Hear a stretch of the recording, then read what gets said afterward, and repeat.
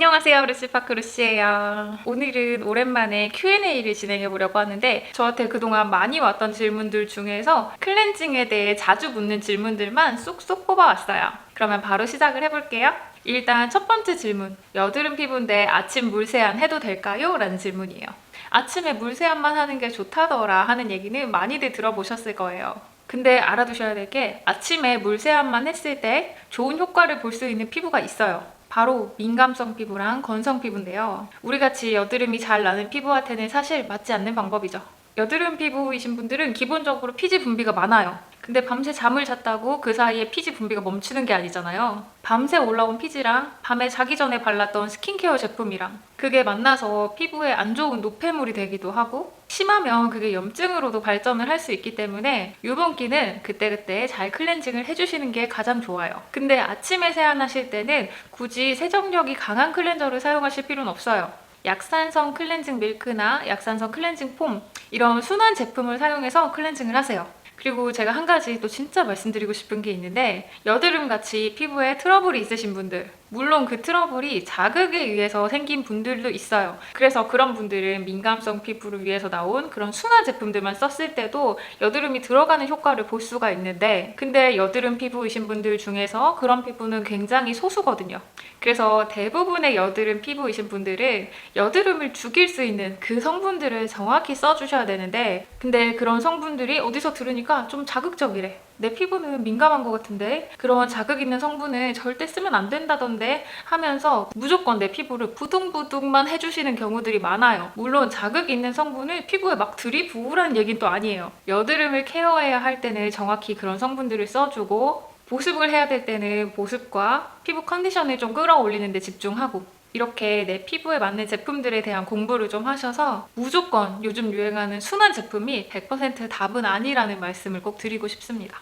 그리고 두 번째 질문은 제가 항상 미온수로 클렌징을 하라고 말씀드리는데 미온수가 어느 정도인지 많이들 궁금해 하시더라고요. 미온수는 사실 미지근한 정도의 물이에요. 사실 세정력 면에서는 뜨거운 물로 클렌징을 할수록 세정이 잘 되는 건 사실이에요. 근데 뜨거운 물로만 매일 세안을 했다가는 내 피부가 견디질 못하겠죠. 그래서 얼굴에 물을 패팅했을 때 내 피부 온도랑 비슷한데 약간 따뜻하고 기분이 좋네 할 정도의 미지근한 물이면 미온수라고 보시면 됩니다.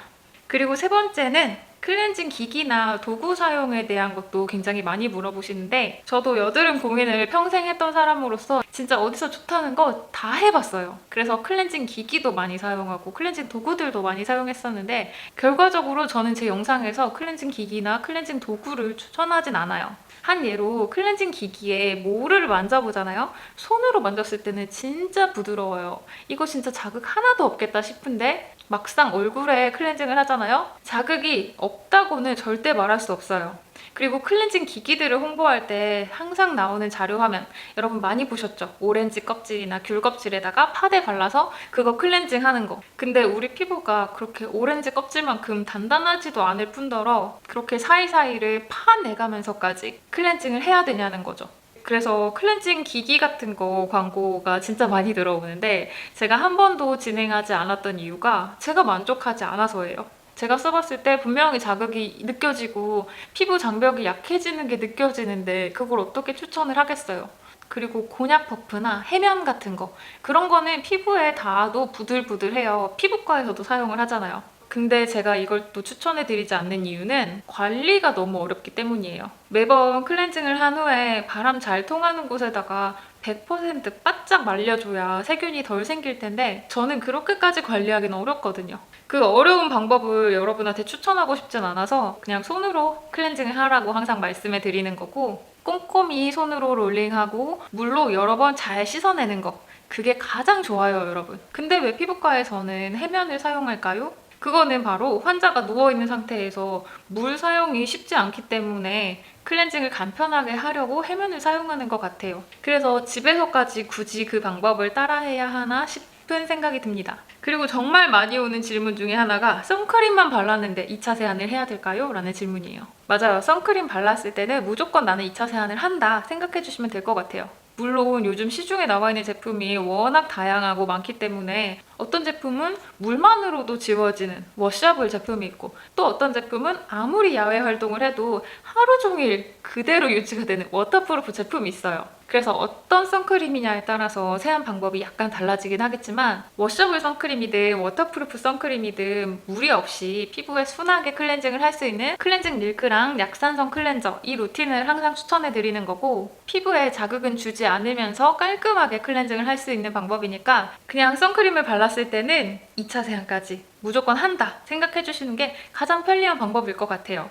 그리고 진짜 자주 오는 질문 중에 하나가, 저는 남잔데 이 제품 사용해도 되나요? 저 남잔데 이 루틴 따라해도 되나요? 라는 질문이에요. 당연하죠. 남자분들도 똑같이 하시면 됩니다. 왠지 남자분들은 남성용이라고 써있는 화장품을 써야 될 것만 같고, 패키지가 블랙으로 되어 있는 제품을 써야 될 것만 같고, 이런 마음이 드실 거예요.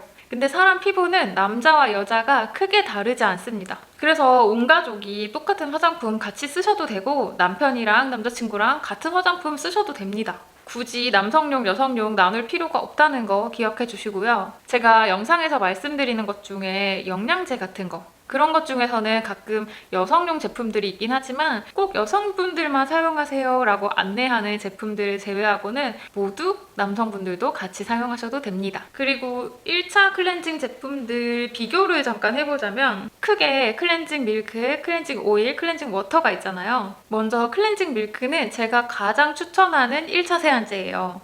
그 이유가 클렌징 밀크는 민감성이나 여드름성 피부를 포함한 모든 피부에 사용하기 적합하다는 점이에요. 그래서 우리 피부과에서 클렌징 받을 때 잘 생각해보면 항상 1차 세안제는 클렌징 밀크로 세안을 해주셨거든요. 피부과에서 사용하는 이유도 똑같은 이유예요. 대부분 모든 피부에 적합하기 때문이죠. 그리고 클렌징 밀크는 피부 장벽을 해치지 않아요. 피부 장벽은 지켜주면서 클렌징을 해줘요. 그리고 클렌징 오일은 세정력 면에서는 진짜 제일 좋아요. 메이크업이 한 번만 지나가도 싹 녹아지죠. 그래서 메이크업을 진하게 하시는 분들, 그런 분들한테는 진짜 추천하고요. 그리고 블랙헤드 관리용으로 사용하시는 분도 있는데, 그런 분들은 주 1회 정도 사용하는 게 적당한 것 같고, 너무 자주 사용하는 거는 권하지 않아요. 오일이 오일을 녹이는 그 원리의 제품이잖아요. 내 피부에도 고유한 오일막이 존재하는데 너무 그 오일까지 다 걷어내가 버리는 느낌이라 저는 그렇게 매일 사용하는 거는 사실 추천하고 싶지 않은 클렌저입니다. 예전에는 제가 항상 메이크업을 진하게 하고 다녔기 때문에 그때는 오일을 많이 사용했고 오일을 많이 추천해 드렸었는데, 지금은 제 자신도 그렇게 자주 사용하지 않기 때문에 여러분한테 매일 사용하세요 라고 추천해 드리긴 어려운 것 같아요. 그리고 클렌징 워터는 기본적으로 화장솜에 적셔서 닥토하듯이 닦아내는 제품이에요. 근데 제가 피부가 진짜 민감해졌을 때가 있는데, 그때는 진짜 뭐가 스치기만 해도 너무 아픈 때가 있었어요. 그때 가장 먼저 끊었던 게 닥토고요. 두 번째로 끊었던 게 클렌징 워터예요. 클렌징 워터도 화장솜을 사용해야 되잖아요. 그 마찰 자극을 줄이는 것만으로도 피부 장벽이 빨리 회복되는 느낌이 있더라고요. 그래서 그때부터는 클렌징 워터를 잘 사용하지 않고 있고, 클렌징 워터를 저는 요즘 부분적으로 사용하긴 합니다. 리베나이 리무버처럼. 요즘 거품 용기에 담아서 클렌징 워터 사용하는 것도 많이들 하시더라고요. 저도 당연히 해봤죠. 근데 거품을 짤 땐 좋아요. 근데 문제는 피부에 롤링하면 바로 다시 물로 변하기 때문에 롤링하기도 쉽지 않더라고요. 그래서 클렌징 워터는 저는 부분적으로만 사용하는 걸 추천해 드리고 싶습니다. 그리고 클렌징 루틴에 대해서도 많이들 물어보시는데, 여드름 피부 데일리 클렌징은 딱 이렇게만 하세요. 간단하게 얘기하면 클렌징 밀크로 먼저 1차 세안하시고 클렌징 폼으로 2차 세안하시는 거예요. 여드름 피부가 데일리로 사용하기 좋은 제품도 보여드릴게요. 라운드랩 독도라인. 여드름 피부이신 분들은 이미 많이 쓰고 계실 텐데요. 올해 클렌징 밀크도 출시했더라고요. 자타공인 클밀 덕후로서 또 사용을 안 해볼 수가 없었어요. 저는 사용하기 전에 성분을 항상 먼저 확인하는 습관이 있는데, 성분표에 히알루론산 종류도 눈에 띄었지만 세라마이드 MP, 세라마이드 NS, 세라마이드 AP, 세라마이드 AS, 세라마이드 이오키, 이거 보이세요?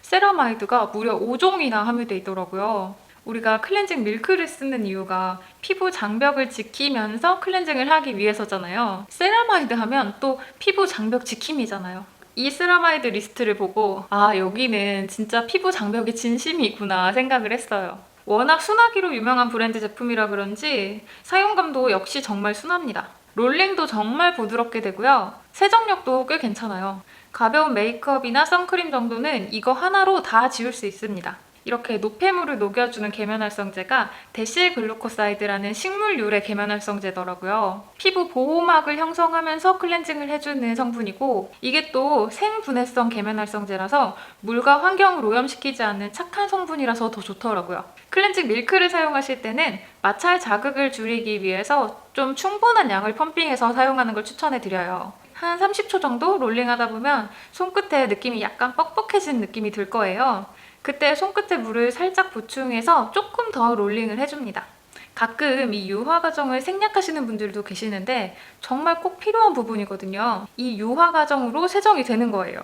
이제 미온수로 씻어내시면 됩니다. 클렌징을 했는데도 얼굴이 당긴다던가 붉어진다거나 이런 거 전혀 없어요. 장벽은 그대로 살리면서 노폐물만 닦아내고 딱 필요한 만큼의 클렌징만 해주는 느낌? 제가 오늘 피부 장벽을 굉장히 강조하게 되는데, 이 피부 장벽이 무너지게 되면 피부는 더 민감해지고 트러블은 더 유발되는 거 다들 아시죠? 건조한 피부나 민감한 피부는 여기까지만 클렌징을 해서 마무리를 해주시고요. 여드름 피부이신 분들은 가볍게 2차 세안까지 해주시는 걸 추천해드려요.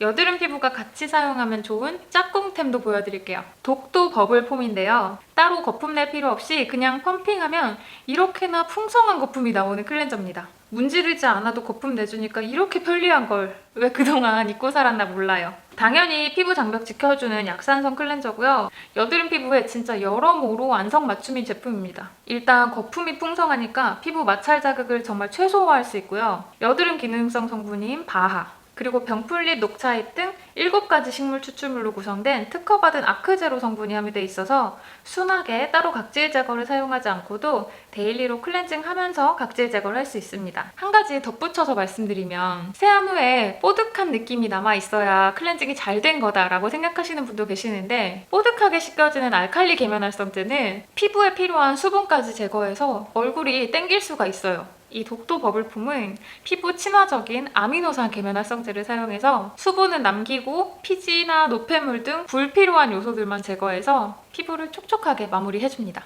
저녁 때는 이렇게 1차 세안, 2차 세안 해주시고 아침에는 클렌징 밀크 혹은 클렌징 폼 하나로만 세안해주시면 됩니다.